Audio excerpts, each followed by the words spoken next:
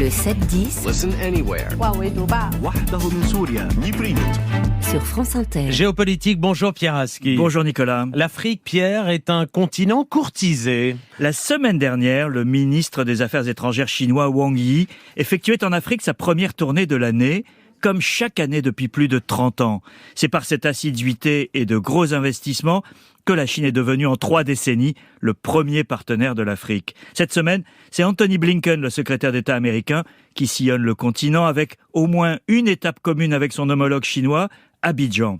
Pas de hasard, les États-Unis ont réinvesti le champ diplomatique et de la coopération avec le continent africain après des années de négligence qui ont vu la montée de la Chine. Troisième image, celle de Mahatma Idriss Déby, le président du Tchad, en grand boubou blanc, aux côtés de Vladimir Poutine à Moscou hier.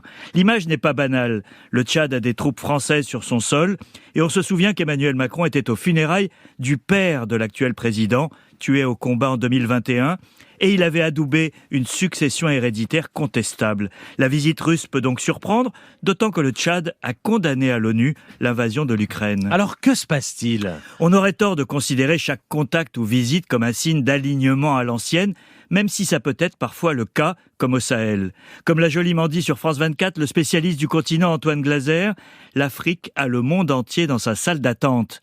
Russes, Chinois, Américains, Européens, mais aussi Indiens, Turcs, Iraniens, Brésiliens, Coréens ou Japonais, il n'y a pas une puissance, grande ou moyenne, qui ne courtise pas l'Afrique aujourd'hui, à la recherche d'influence, de parts de marché ou de minerais rares. Les motivations sont multiples, mais le continent, malgré ses problèmes de développement, ses guerres et ses généraux putschistes, reste incontournable.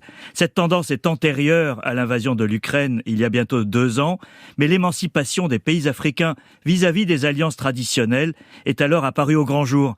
Elle n'a cessé de croître. Le rôle sans précédent de l'Afrique du Sud dans la plainte contre Israël devant la Cour internationale de justice en a été un autre exemple. Et la France, Pierre, que devient-elle dans cette évolution ? Alors elle paye incontestablement, Nicolas, le prix de ne pas avoir suffisamment anticipé cette aspiration au multi-alignement, concept préféré au non-alignement d'antan.